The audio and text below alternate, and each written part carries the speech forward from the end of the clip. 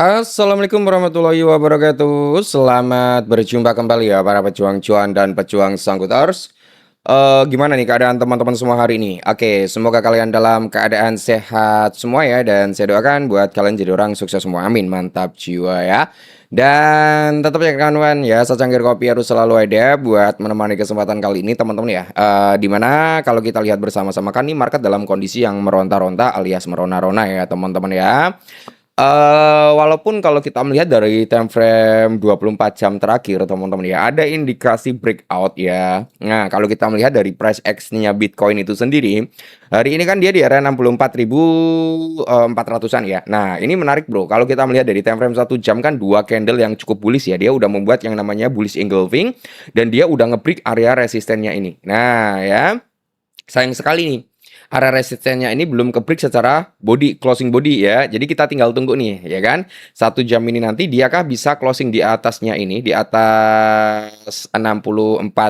Kalau dia bisa di atas 64.500 ya, ada indikasi Bitcoin itu kembali menguat yaitu sampai di price action harga sini ya, Bro ya. Nah, ini akan menjadi target berikutnya untuk si Bitcoin yaitu di area 65.700 sampai di area 65.900 atau nanti bisa di area 66 ribuan ya teman ya. Itu adalah target daripada si Bitcoin itu sendiri. Nah, berarti daripada Bitcoin ini sendiri, Bro, ya kalau kita melihat dari sini kan set ya dia sempat membuat yang namanya fake out juga kan. Nah, jadi kan indikasinya kayak gini, brother ya. Ini pergerakan daripada Bitcoin set. Nah, kayak gini kan. Set ya. Nah, pergerakannya kan seperti ini dia. Set ya. Ngebreak nih, ya kan ngebreak area trendline bawah set, abis itu dia masuk lagi. Nah, ada indikasi dia rejection dulu sampai sini sebelum dia menguat lagi ya bro ya.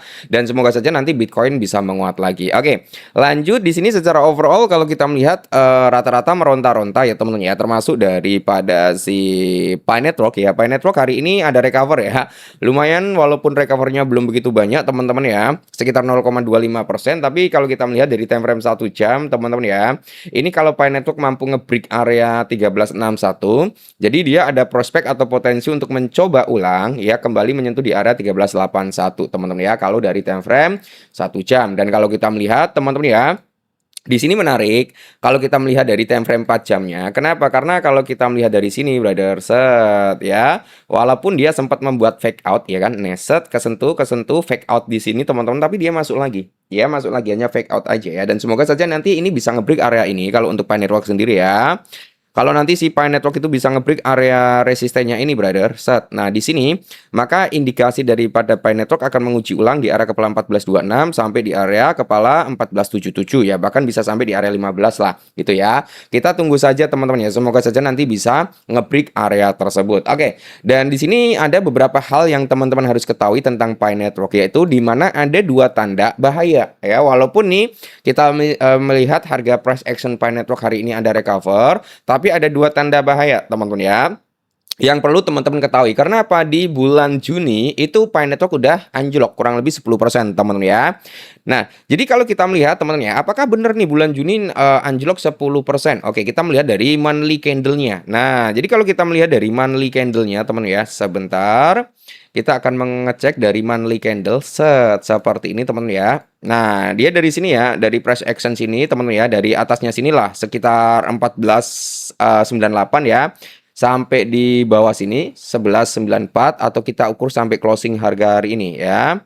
Jadi kalau kita melihat, kalau kita ukur sampai price action hari ini di 9,37 ya, kalau kita ngambil di swing low-nya sini sekitar 20% ya kan, tapi kan dia di area sini nih. Nah, 10%-an ya bro ya. Nah, jadi kalau kita melihat teman-teman ya, Pi baru-baru ini kan diperdagangkan dalam kisaran harga 0,12 hingga sampai 13. Konsolidasi lah di area 12 sampai 13 dan koin Pi telah turun sekitar 10% selama seminggu terakhir yang mengindikasikan apa? Tekanan jual yang jauh lebih lanjut teman-teman ya. Jadi ada indikasi nih.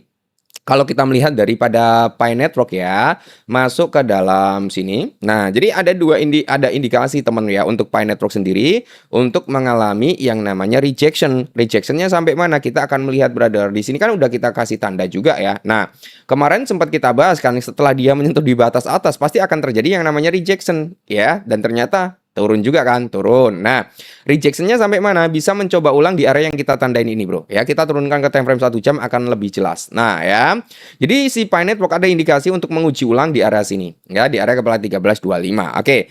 Dan kalaupun nanti Pi Network masih kuat untuk turun lagi, teman-teman ya, kita akan melihat tuh Pi Network ya untuk menguji ulang di area supportnya yang pertama di area kepala 12 kembali dan bisa tambah zero. Tepatnya di area 0,0998 teman-teman ya. Itu adalah area swing low pertama kali dia launching gitu kan. Oke, lanjut. Dan di sini teman-teman ya, kalau kita melihat harga Pi Network itu kan melemah karena apa? Pembukaan kembali dalam 30 hari terakhir itu meningkatkan resiko. Nah, ini berbicara tentang unlock token ya. Jadi Pi Network itu yang mengakibatkan price actionnya melemah itu karena ada unlock token daily ya.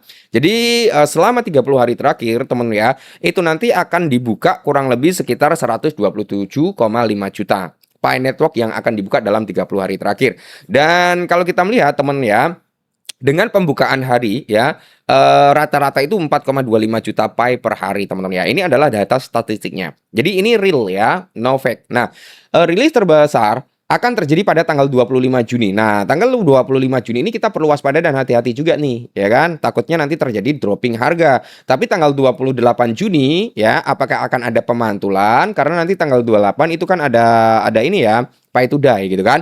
Dan Pi Network itu menghadapi tekanan arus keluar dana dari sentralisasi exchange. Yang dimana Pi Network menghadapi tanda peringatan lain. Karena apa? Saldo dompet dari sentralisasi exchange itu menunjukkan arus keluar yang lebih besar daripada arus masuk selama 24 jam terakhir. Dan hal ini mengakibatkan apa? Arus keluar bersih sebesar 259,7 ribu Pi pada platform yang terdaftar seperti OKX, Gate.io, dan Max Global. Akankah harga Pi Network itu bertahan di level dukungan di area 13 setelah volatilitas baru-baru ini? Jadi ketika harga daripada Pi Network itu bisa mempertahankan di area 13, ada indikasi teman ya Pi Network untuk mengalami breakout kembali ya. Ada indikasi Pi Network itu untuk mengalami breakout ya, atau mengalami recover yang jauh lebih tinggi lagi gitu ya bro ya. Dan semoga nanti Pi Network bisa untuk menguji ulang di ranah price action, yaitu ya mungkin di area kepala 1429 atau nanti bisa ngambil di area kepala 1480. Semoga saja ke situ ya. Dan sebenarnya kalau kita melihat ke atas-atasnya sini kan masih ada fair value gap di kepala 17 ya kan. Terus ke atas lagi di sini kita melihat ada nggak di atasnya? Ya, kalau di atasnya nggak ada. Yang masih fresh itu di sini. Yang masih fresh di 1780-an ya temen ya. Itu yang masih fresh. Sama di area kepala ini brother ya, di area kepala 1444 gitu ya. Semoga saja nanti bisa ketutup lah area tersebut ya. Jadi kalau kita melihat bersama-sama kan memang di sini dia udah membuat yang namanya break of structure ya untuk downtrendnya. Nah, di sini ya bro ya. Ini dia udah membuat yang namanya break of structure atau boss di sini ya teman ya. Jadi kalau nanti area resisten ini, area ini mampu kejebol. Nah, area ini ya bro, sorry. Area ini mampu, area ini ya mampu kejebol, set. Maka indikasinya dia akan berbalik arah, yang jadinya downtrend dia akan menjadi uptrend gitu ya bro ya. Dan nice kalau kita tarik pakai Fibonacci retracement untuk swing high-nya di sini ya, sampai swing low-nya yang ada di sini, maka kita akan melihat tuh indikasinya ya. Dimana dimana kalau kita melihat juga bro, yang akan menargetkan adalah di area 4. Semoga saja nanti Pi Network bisa ke situ ya. Oke, mungkin ini dulu teman-teman ya. Semoga bermanfaat, tetap semangat, kurangi sambat. Intinya disclaimer lagi dan salam cuan.